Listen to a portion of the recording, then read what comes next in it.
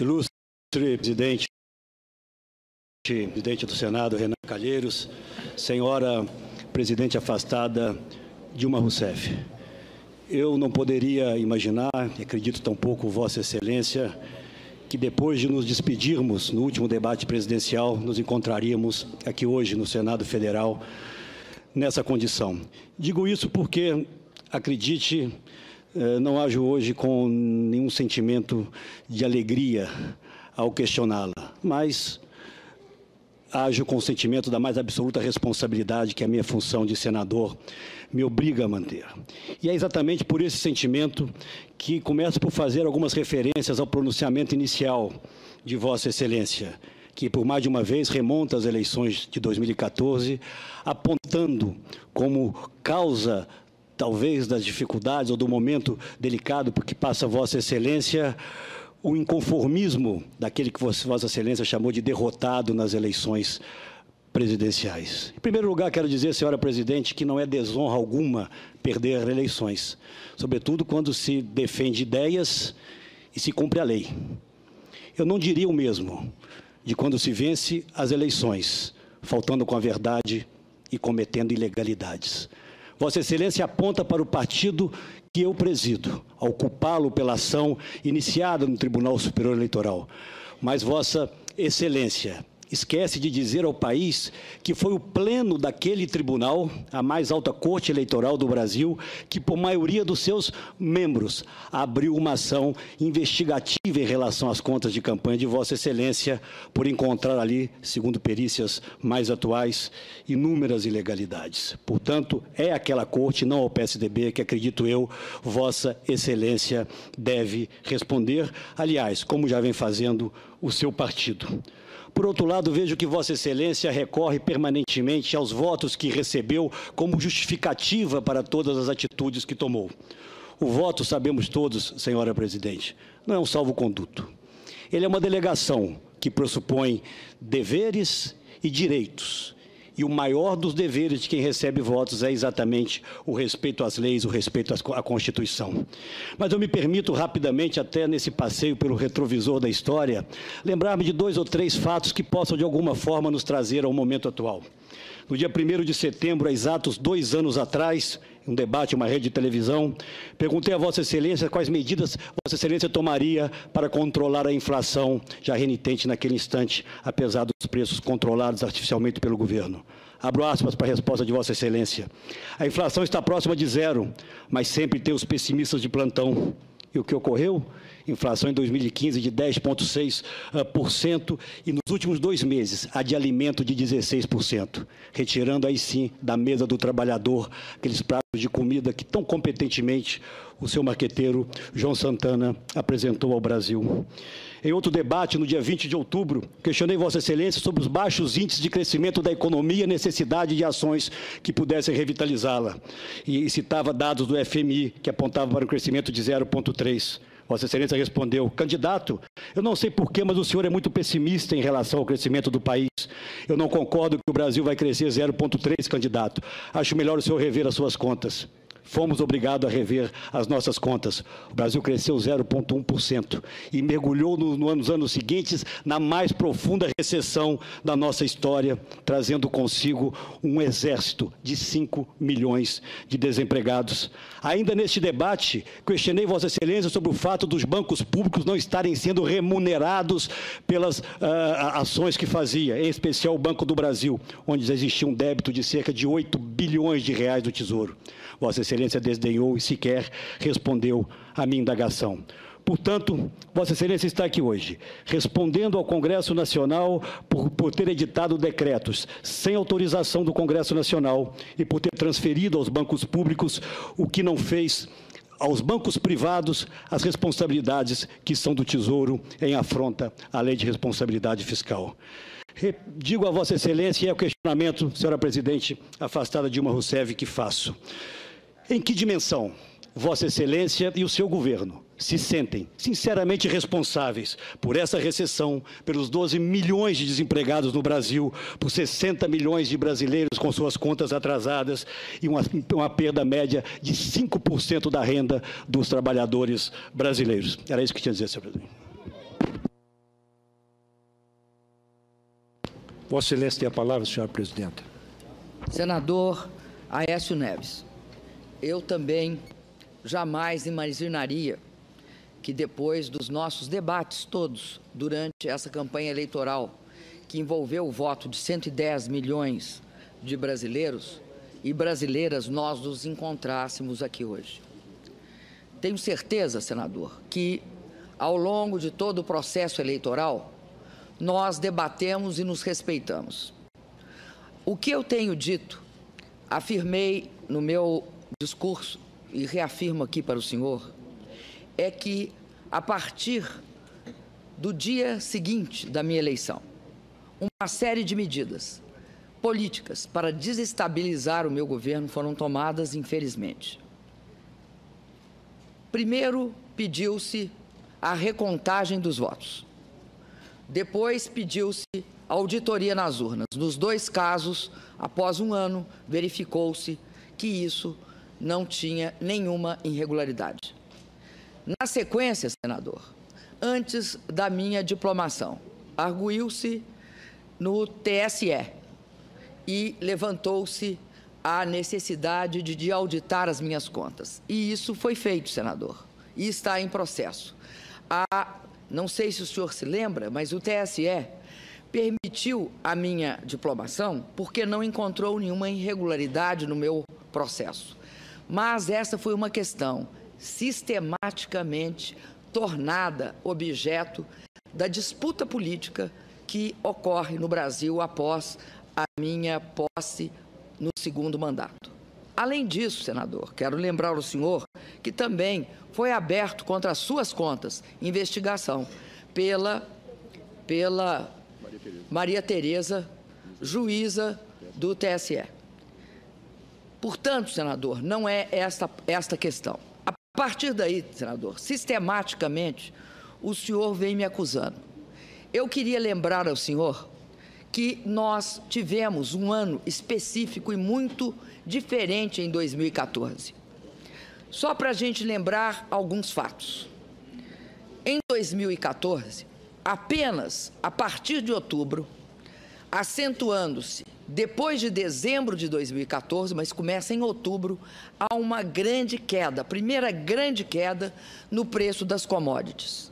Isso vale para o petróleo, para o minério de ferro, vale também para todas as commodities. Impacta a arrecadação na medida em que é através da tributação de lucros que nós temos essa contaminação no Brasil pela queda do preço do petróleo e do minério de ferro. Além disso, no dia 29, 3 dias, portanto, da saída, aliás, da nossa eleição no segundo turno, no qual eu ganhei a eleição do senhor, o que ocorreu? Não tem nada de mal ganhar ou perder a eleição. Não tem de mal ganhar e não tem mal perder. Aliás, eu saúdo todos aqueles que participam de eleições diretas, e o senhor é um, e tenho meu maior respeito por isso. Mas, continuando, 3 dias após a minha vitória nas eleições, portanto, eu tive o segundo turno no dia 26, no dia 29, começa o que se chamou tapering, ou seja, a saída dos Estados Unidos da política de expansão fiscal. Qual é a consequência? A consequência é elevação dos juros americanos e desvalorização generalizada das moedas. Este é um processo extremamente comprovável. Por quê? Porque não foi só o real, foram todas as moedas atingidas, provocando um efeito na inflação via o câmbio desvalorizado. A segunda ação, senador, foi que, não sei se o senhor sabe, mas o período úmido no setor de energia elétrica no nosso país, ele começa entre outubro e vai até abril. Em geral, no caso do Brasil, nós vínhamos de uma situação razoavelmente sob controle. E o que enfrentamos no final deste período úmido no Sudeste? Nós enfrentamos uma das maiores secas, que provocou, como eu já disse antes, por exemplo, a necessidade do contingenciamento da energia da água lá em São Paulo, por meio, inclusive, do fato que chegou-se ao volume, ou seja, um volume menor que o volume mínimo necessário para o abastecimento de água. Este fato levou, no caso do setor de energia elétrica, a uma situação gravíssima. Os reservatórios que estavam em 42% um ano antes caíram para 9%, mas só acelerou essa queda também a partir de novembro, dezembro e, fundamentalmente, a partir de janeiro. Enfim, todas essas três questões, elas são acentuadas gravemente final de 2014, início de 2015. Para não falar na questão relativa à desaceleração da China, que compromete a todos os países emergentes. Enfim, naquele momento, a crise que tinha sido contornada pelos países emergentes ao longo de 11, 12, 13, 14, inclusive a partir de 9 e 10, elas atingem fortemente os países emergentes. Eu vou lembrar de uma fala do Prêmio Nobel Stiglitz, que diz o seguinte: a crise no Brasil estava precificada, a crise econômica, ela ia ocorrer. O que não estava no cômputo era uma crise política das dimensões que o Brasil enfrentou. E essa crise política, ela se caracteriza pelo seguinte fato: 2 meses após a minha eleição, é pautada a questão do impeachment. É pautada não só pela pauta política da oposição de então, mas também pela pauta jornalística. E esta crise aprofunda de forma acentuada a situação econômica do país também. Ademais, elege-se o senhor Eduardo Cunha, presidente da Câmara de Vereadores, com o apoio da atual situação. Esta eleição do senhor Eduardo Cunha a presidente da Câmara em fevereiro, ela produz uma situação complexa para o meu governo. Essa situação complexa se caracteriza pelo fato de que os projetos que nós enviamos para buscar uma saída fiscal para a nossa situação, e lembrando que nós prevíamos, nós e o mercado, não fomos nós só, nós e o mercado prevíamos que isso, no final de 14, nós íamos ter um crescimento do PIB de 0,8, nós e o mercado. Bom, diante da ação sistemática de praticamente uma ação negativa no sentido de não aprovar as medidas que nós mandamos, ou elas são aprovadas parcialmente ou elas são rejeitadas. Soma-se a isso algo que se chamou pautas-bomba. Não foi eu que botei esse nome, pautas-bomba. Pautas-bomba é algo que a imprensa criou, o nome que se caracterizava pelo fato que, ao invés da gente ter medidas para sanar a questão fiscal, uma vez que caía vertiginosamente a receita, o que se faz é o contrário, aumenta-se a receita. Além disso, quero lembrar que agora, no ano de 2016, isso atinge o clímax. De janeiro de 16, obviamente o Congresso não estava funcionando, mas a partir de fevereiro é obrigação do Congresso funcionar. No caso específico da Câmara, não estou falando aqui do Senado, estou falando da Câmara. No caso específico da Câmara, entre a abertura do Congresso até 5 dias antes de eu ser tirada do exercício da presidência, não da presidência, mas do exercício, o Congresso não funcionou. O Congresso não, desculpa, A Câmara não funcionou. Quem não funcionou na Câmara? Não funcionou a Comissão de Constituição e Justiça, a Comissão de Orçamento, a Comissão de Fiscalização e Controle, enfim, todas aquelas comissões que os senhores senadores e as senhoras senadores sabem que impactam diretamente a questão fiscal, não funcionaram. Algo incrível acontece nesse país quando é possível um Congresso ser atingido, porque o Congresso foi atingido, porque ao não aprovar na Câmara, não tem como aprovar no Senado. Ao não ser objeto sequer de consideração, porque não tinha comissão funcionando, é algo que mostra uma artificial conduta no sentido de inviabilizar o meu governo. Isso é extremamente grave. Isso é extremamente grave e eu não vi ninguém, principalmente na mídia, ficar estarrecido diante desse fato. Esse fato que é, na verdade, isso sim, um descompromisso com a coisa pública. Além disso, eu quero deixar claro, senador, que eu respeito o voto direto nesse país. Acho que o voto direto é uma grande conquista nossa. Sempre disse que eu prefiro o barulho das ruas, o barulho das disputas eleitorais, as divergências eleitorais, e por isso eu respeito todos aqueles que concorreram comigo às eleições. Agora, não respeito, senador, a eleição indireta, que é produto de um processo de impeachment sem crime de responsabilidade. Isso eu não posso respeitar.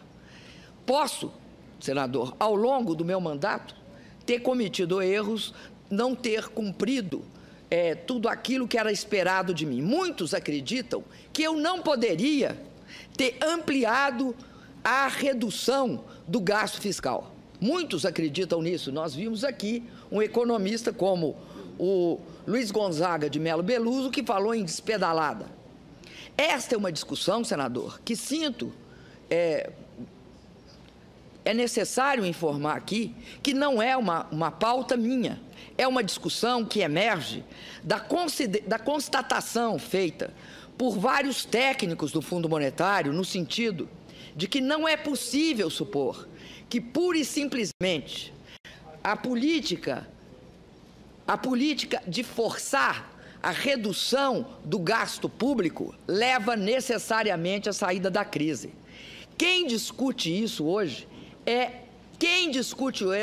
é o Fundo Monetário Internacional, que diz o seguinte: faça-se uma mudança mais flexível no curto prazo e uma mudança olhando mais a reforma no longo prazo. Foi isso, senador, que nós pretendemos fazer. Podemos ter desconhecido o fato que, naquelas circunstâncias, com aquela forçação política, nós não conseguiríamos aprovar as medidas necessárias. Mas as medidas que nós propusemos, senador, são aquelas necessárias para esse país sair da crise. E mais, falaram aqui que o Brasil é um canteiro de obras. É um canteiro de obras que nós nos dispomos a concluir quando mandamos para o Congresso, no início de 2016, as nossas propostas de alteração do resultado primário de 2016. Porque nós achávamos que tratava-se de pagar todas as dívidas. Foi isso que nós propomos. Nós não propomos gastar esse dinheiro no momento de crise em outras coisas. Nós propomos gastar no pagamento dos orçamentos que nós já tínhamos comprometido e que, portanto, tinham sido reduzidos, porque a receita tinha caído, o que tornava impossível a execução do orçamento naqueles padrões. Além disso, nós propusemos também um aporte à saúde. Então, tudo isso configura uma situação que eu queria dizer ao senhor. Não acho de maneira alguma que a situação que eu enfrentei, a situação que qualquer presidente da República enfrentará, diante de crises que são cíclicas no mundo atual em relação à economia internacional e não só ao Brasil. Que essas flutuações cíclicas podem ser encaradas sem uma cooperação entre os diferentes órgãos do poder. Não podem, senador.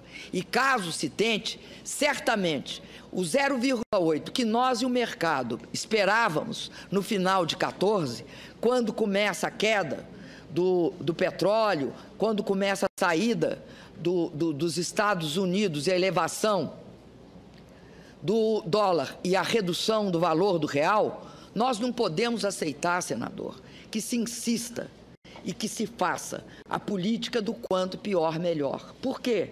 Porque eu acredito no direito sagrado da oposição defender uma política contrária da situação. Ela deve fazer isso, porque isso faz parte da riqueza democrática. O que ela não pode fazer é em nome do quanto pior, melhor. Impeça o país, com graves consequências para a população, de sair da crise. Isso não é possível. Eu tenho clareza, senador, que uniu-se duas forças diferentes. Uma força que, não sou eu que digo, foram gravados falando isso. Uma força que queria impedir que a sangria continuasse, com uma força que queria impedir que nós saíssemos da crise. É essa a grave situação em que estamos. E não estamos só à frente dos olhos da população brasileira. Estamos à frente dos olhos de todo mundo. Muito obrigada, senador. Agradeço ao senhor presidente. Este fato levou, no caso do setor de energia elétrica, a uma situação gravíssima. Os reservatórios que estavam em 42% um ano antes caíram para 9%, mas só acelerou essa queda também a partir de novembro, dezembro e, fundamentalmente, a partir de janeiro. Enfim, todas essas três questões, elas são acentuadas gravemente final de 2014, início de 2015. Para não falar na questão relativa à desaceleração da China, que compromete a todos os países emergentes. Enfim, naquele momento, a crise que tinha sido contornada pelos países emergentes ao longo de 11, 12, 13, 14, inclusive a partir de 9 e 10, elas atingem fortemente os países emergentes. Eu vou lembrar de uma fala do Prêmio Nobel Stiglitz, que diz o seguinte: a crise no Brasil estava precificada, a crise econômica, ela ia ocorrer. O que não estava no cômputo era uma crise política das dimensões que o Brasil enfrentou. E essa crise política, ela se caracteriza pelo seguinte fato: 2 meses após a minha eleição, é pautada a questão do impeachment. É pautada não só pela pauta política da oposição de então, mas também pela pauta jornalística.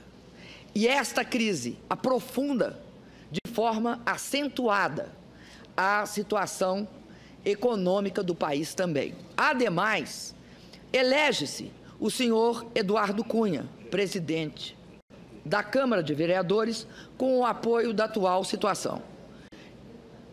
Esta eleição do senhor Eduardo Cunha a presidente da Câmara em fevereiro, ela produz uma situação complexa para o meu governo.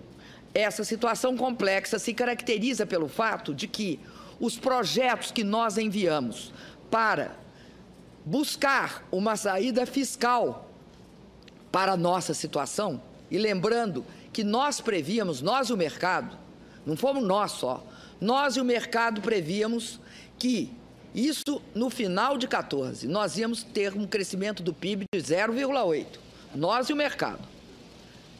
Bom, diante da ação sistemática de praticamente uma ação negativa no sentido de não aprovar as medidas que nós mandamos, ou elas são aprovadas parcialmente ou elas são rejeitadas.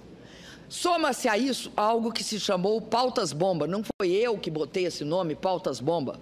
Pautas-bomba é algo que a imprensa criou, o nome que se caracterizava pelo fato que, ao invés da gente ter medidas para sanar a questão fiscal, uma vez que caía vertiginosamente a receita, o que se faz é o contrário, aumenta-se a receita. Além disso, quero lembrar que agora, no ano de 2016, isso atinge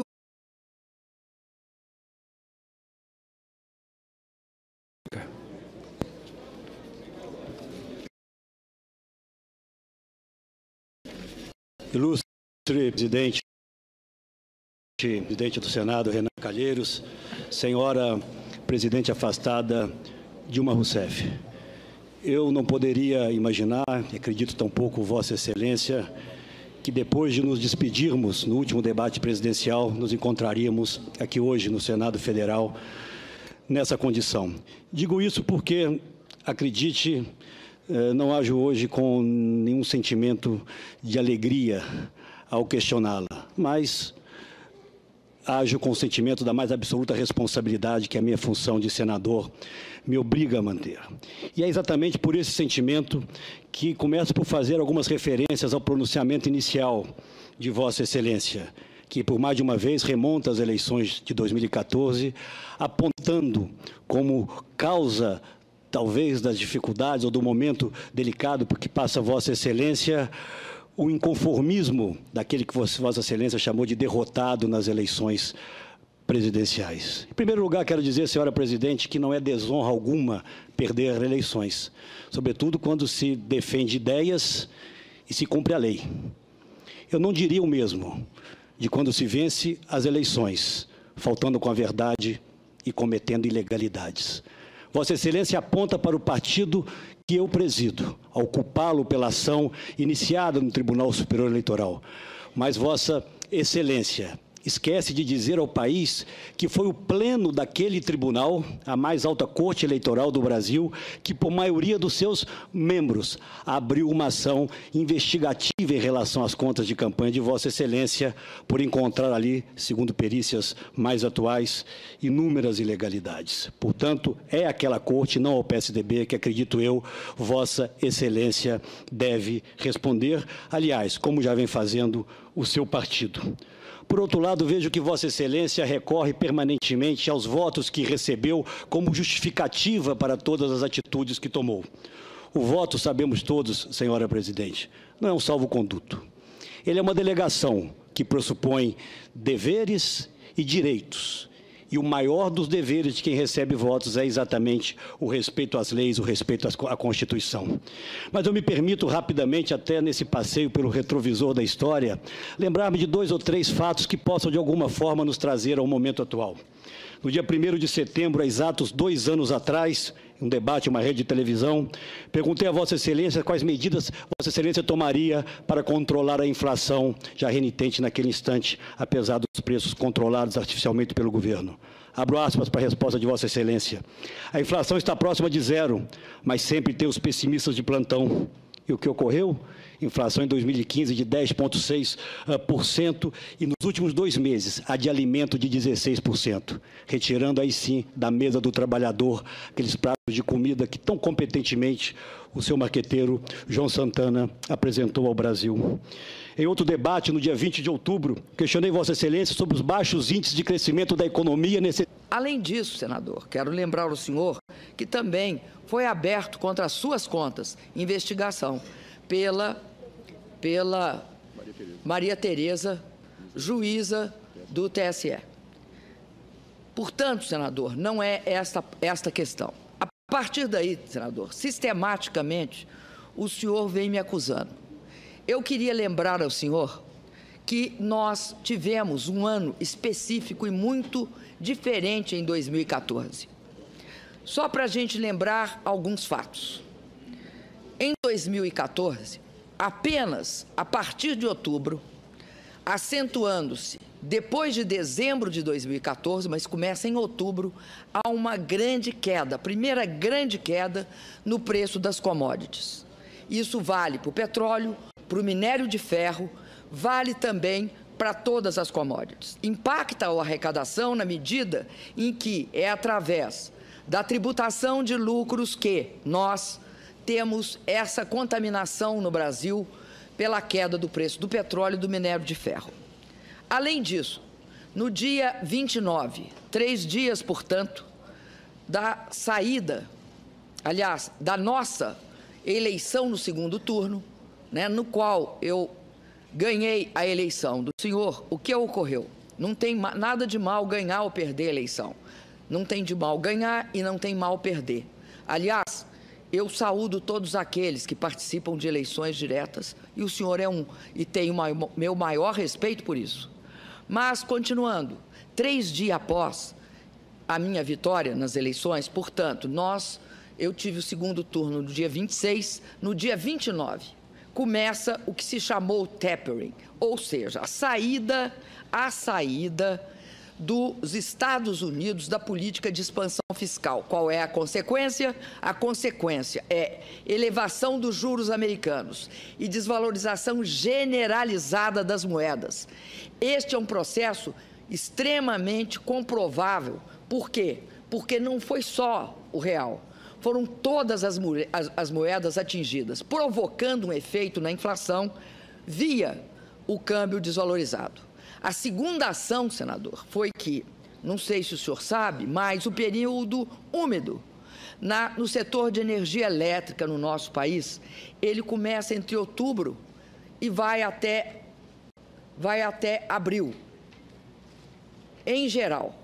No caso do Brasil, nós vínhamos de uma situação razoavelmente sob controle. E o que enfrentamos no final deste período úmido no Sudeste? Nós enfrentamos uma das maiores secas, que provocou, como eu já disse antes, por exemplo, a necessidade do contingenciamento da energia da água lá em São Paulo, por meio, inclusive, do fato que chegou-se ao volume, ou seja, um volume menor que o volume mínimo necessário para o abastecimento de água. Necessidade de ações que pudessem revitalizá-la. E citava dados do FMI que apontavam para um crescimento de 0,3%. Vossa Excelência respondeu: candidato, eu não sei porquê, mas o senhor é muito pessimista em relação ao crescimento do país. Eu não concordo que o Brasil vai crescer 0,3%, candidato. Acho melhor o senhor rever as suas contas. Fomos obrigados a rever as nossas contas. O Brasil cresceu 0,1% e mergulhou nos anos seguintes na mais profunda recessão da nossa história, trazendo consigo um exército de 5 milhões de desempregados. Ainda neste debate, questionei Vossa Excelência sobre o fato dos bancos públicos não estarem sendo remunerados pelas ações que fazia, em especial o Banco do Brasil, onde existia um débito de cerca de 8 bilhões de reais do Tesouro. Vossa Excelência desdenhou e sequer respondeu à minha indagação. Portanto, Vossa Excelência está aqui hoje, respondendo ao Congresso Nacional por ter editado decretos sem autorização do Congresso Nacional e por ter transferido aos bancos públicos o que não fez aos bancos privados as responsabilidades que são do Tesouro em afronta à Lei de Responsabilidade Fiscal. Digo a Vossa Excelência, e é o questionamento, senhora presidente, afastada Dilma Rousseff, que faço. Em que dimensão Vossa Excelência e o seu governo se sentem sinceramente responsáveis por essa recessão, pelos 12 milhões de desempregados no Brasil, por 60 milhões de brasileiros com suas contas atrasadas e uma perda média de 5% da renda dos trabalhadores brasileiros? Era isso que tinha a dizer, senhor presidente. Vossa Excelência tem a palavra, senhora presidenta. Senador Aécio Neves, eu também jamais imaginaria que depois dos nossos debates todos durante essa campanha eleitoral, que envolveu o voto de 110 milhões de brasileiros e brasileiras, nós nos encontrássemos aqui hoje. Tenho certeza, senador, que ao longo de todo o processo eleitoral, nós debatemos e nos respeitamos. O que eu tenho dito, afirmei no meu discurso e reafirmo aqui para o senhor, é que a partir do dia seguinte da minha eleição, uma série de medidas políticas para desestabilizar o meu governo foram tomadas, infelizmente. Primeiro, pediu-se a recontagem dos votos. Depois, pediu-se auditoria nas urnas. Nos dois casos, após um ano, verificou-se que isso não tinha nenhuma irregularidade.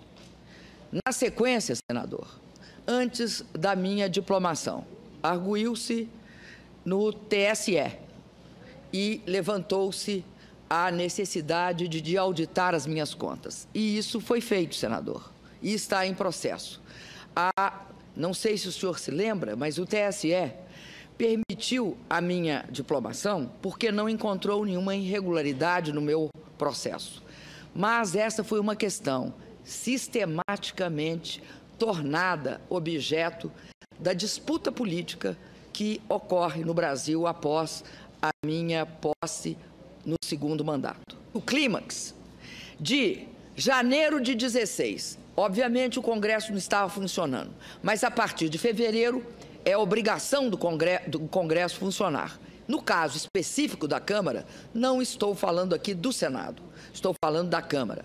No caso específico da Câmara, entre a abertura do Congresso até 5 dias antes de eu ser tirada do exercício da presidência, não da presidência, mas do exercício, o Congresso não funcionou. O Congresso não, desculpa, a Câmara não funcionou. Quem não funcionou na Câmara?